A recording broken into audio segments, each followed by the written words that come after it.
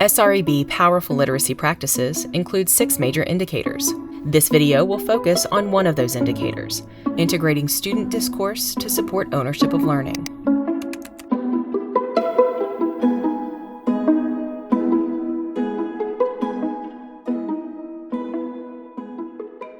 Like what Zach said with math, Rome still started in the beginning with Roman numerals. The Islamic Empire had to build off of that. I think the literacy in the classroom has affected their learning outcomes in that they can explain why it matters. They can explain the process they went through to get to their own answer. And I can see it in the conversations that they have become much deeper. And through this process, they're talking to each other. They're sharing ideas because they might get a piece, they might get a fact, they might get some evidence that someone else didn't get. And through that process of collaboration with a partner or a group, they're really refining their argument. They did a lot of back and forth about how to phrase it in a question, how to phrase it in a statement. In my content, which is ancient world history, sometimes it's hard for them to connect why something that happened 10,000 years ago is relevant to them in the 21st century. Using the literacy helps them do that a little bit better.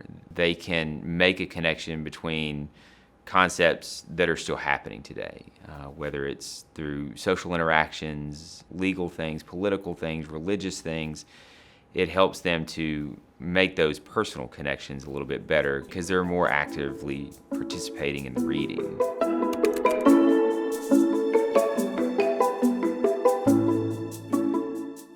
The teacher facilitates and monitors discussion of content involving all students in active listening and speaking to gain deeper knowledge of disciplinary text and to create an authentic written product.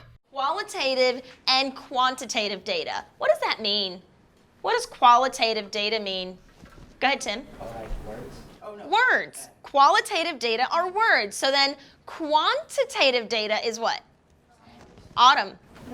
Numbers. Quantitative data are numbers, okay? So we're going to use both of those types of data to provide our evidence, okay? What is an independent variable? Shelby. A variable that depends on itself. Right, you manipulate the independent variable. That is what you are changing, right? And so then your dependent variable is what? One thing that never changes. Okay, but it does change. It changes based on what?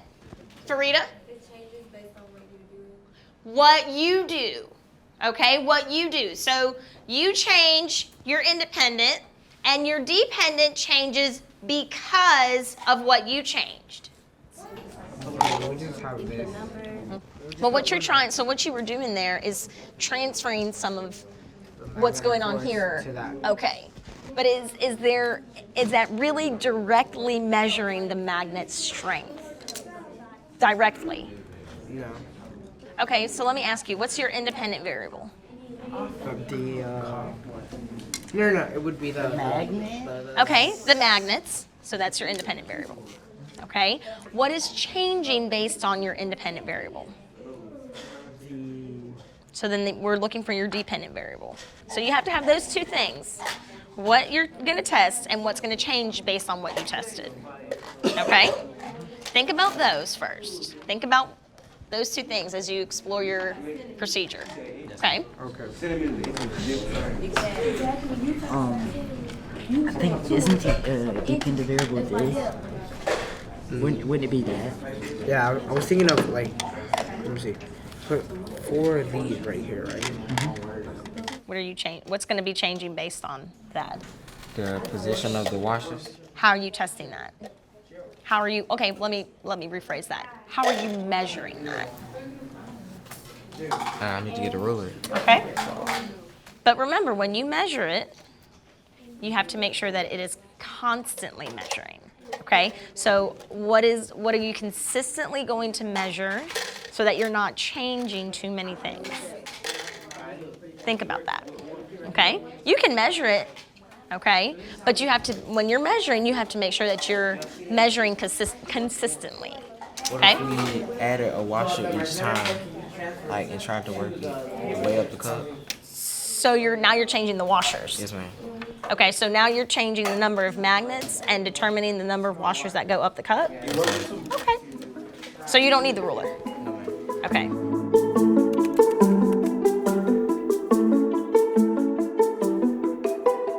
To promote ownership of learning, it is essential that students analyze texts and participate in discussions that explore multiple perspectives.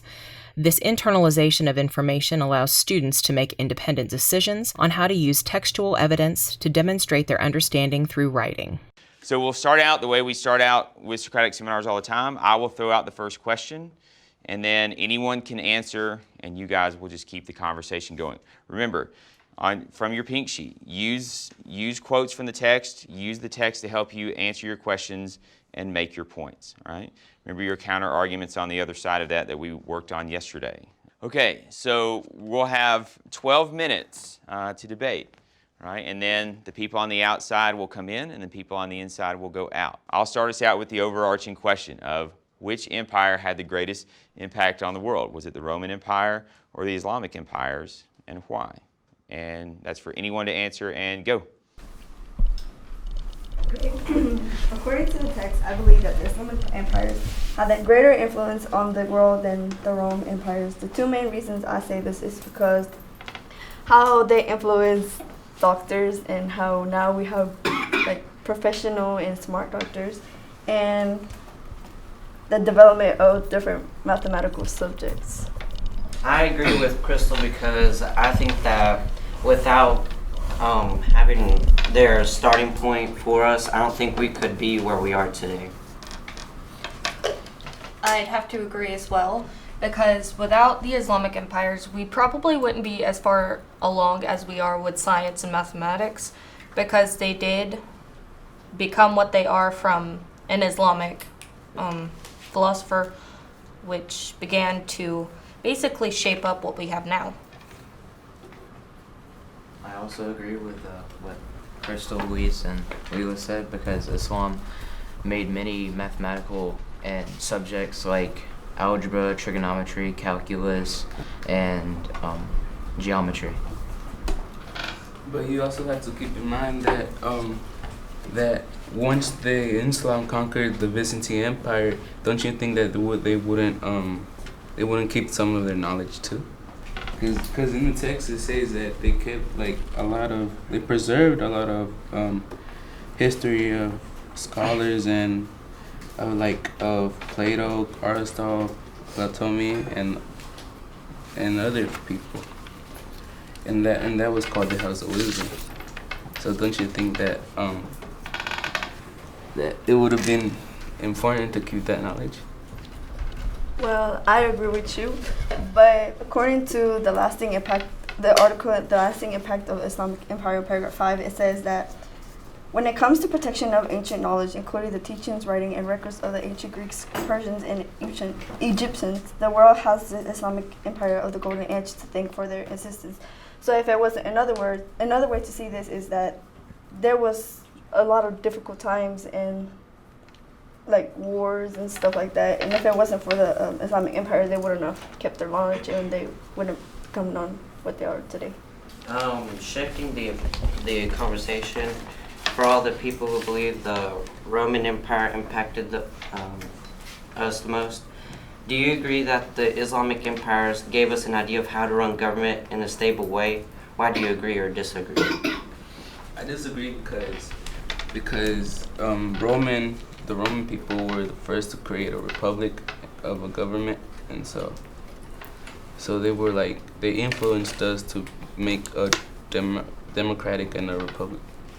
I'd have to disagree with you because politically it could be said that the Islamic empires were far more stable than their Roman counterparts, meaning transitions between rulers were much less violent, and Islamic rulers, if they were to transition, there wouldn't be such things as violence, there wouldn't be riots, and so on. So politically, I'd have to agree with Luis because Islamic empires were much less violent than the Roman empires. I agree with Leo because just like she said, there was a lot of violence when Romans would switch from emperor to emperor through the republic system. It may have been kind of a vote for the people, but it was also very violent politically. So for the Islamic empires to not be as much violent and to be more political about it, kind of made their government way more stable and made it a lot easier for transitions to happen throughout the government. There's also the effect of religion. Islam today is the world's second largest religion with about 1.6 billion followers, which affects the world greatly today. I agree with Courtney, and it does say that the Romans did help spread Christianity throughout the world, which is the first largest religion. Okay, breathe a little bit. Good job. And let's go ahead and move. People on the outside can move inside. People on the inside can move out. And I will start you out with the exact same question. All right, I'm going to start, and this is just for the group. So this is for anybody to answer. All right. So which empire had the greatest impact on the world? Was it the Roman Empire or was it the Islamic empires, and why do you think so? I would have to say that, according to the text, I believe the Roman Empire had the greatest influence on, had the greatest influence on the world than the Islamic Empire. I disagree because the Roman Empire, they really had like a lot of war going on, and the Islamic Empire, they really influenced like our knowledge that we have today, like science and math, because they created it, and without it, like people wouldn't be able to be like doctors and have all their degrees that they have today. So I think that the Islamic Empire had a bigger impact on the world today. I agree that science and math is important for the world, but I also want to point out that not everybody is a doctor or an engineer or anything in that category. Most people don't use advanced math like that. They use basic math. Like how Zach said, how we might not use all that complicated math as much, how we only use basic math. But when you're in school, that's how you have to graduate, by learning that. Not everyone has to become those doctors, but it's useful to know. I agree with Tori because even though Zach said that most people don't use it, in order to get a job, you still have to have that good education. Like math is a big part of it because in science you use math, but in math it goes out to everything. So I agree with that. All right, time's up. I want you to take 2 minutes, and I want you to go ahead and make sure you're finished filling out your grid and those 3 questions on your orange sheet where you're evaluating the group as a whole, and then those 3 questions where you're identifying good things that were said, people that brought up good points.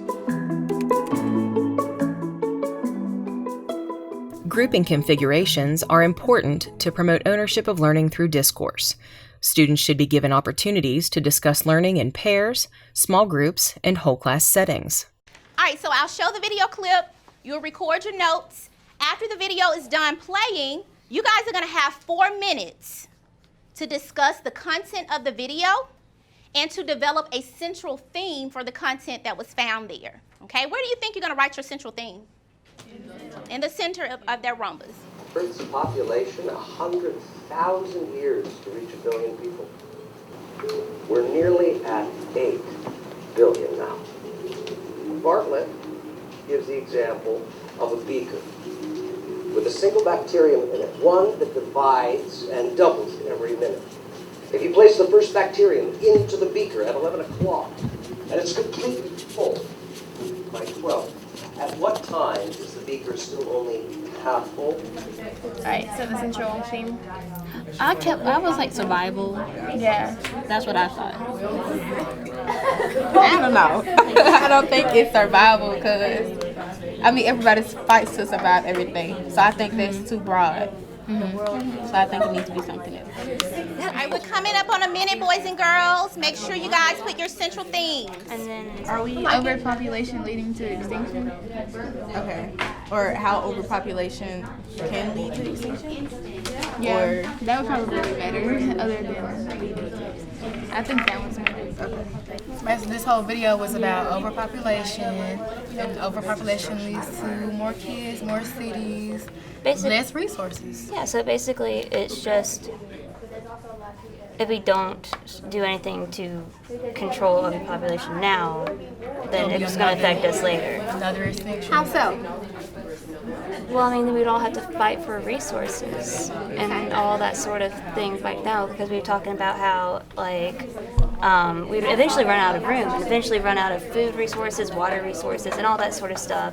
So if we don't do something to either expand our resources now or start to control population, then in the end, it's just going to come back and bite us. Awesome solution. All right, I need all twos to stand. All twos. All right, twos, your job is to summarize the findings of your group. What did your group actually talk about? Tell me a little bit about the conversation that you and your group came up with and how you guys discourse within your groups to try to figure out solutions, problems at hand, the causes and effects of overpopulation. All right, once you guys have summarized your group's findings, I want you all to give me your central theme. Okay, so the overall theme that we thought for the video was exactly how overpopulation could lead to human extinction and the causes behind that. So things like lack of resources, and that just not only comes from first world countries, but also third world countries, and how and lack of resources in first world countries could be like food and space to grow, and in third world countries it could be like things like birth control to actually control larger families. We talked about the numbers, like as in how it took 100,000 years to reach 1 billion and then 100 more to reach 2 billion. And we also talked about birth rate and death rate and how there's more people being born than dying. And we also talked about technology because we're advancing our technology to keep people alive longer. All right, good job. So, boys and girls, let me ask you this question. In the video, there was made mention of some type of analogy to a beaker. Can somebody explain that for me? What was the significance of that to overpopulation?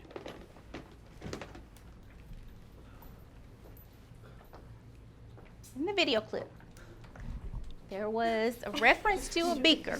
Okay. Yes. I'm gonna try. I got good with it. Okay, so basically what he was saying was that if you put bacteria in an empty beaker and you give it 30 minutes to grow, before it reaches 12 o'clock, it will already be half. So I'm guessing the next 30 minutes, it will be too full, which means that, you know, it's gonna overflow. So I'm guessing it's saying that's how it was doing it. I think it's also supposed to give us a kind of visual on the time frame that we're actually at, because I remember he said that we're 1 minute from 12 o'clock, so we're practically overfilling now where we are. Okay, awesome job. When you hear one side of an argument, then you hear the other, you can put two to two together, and you can come together and make a conclusion that if like we were talking about today over the human overpopulation, if you have increased natural resources and population, then it would be reduced natural resources.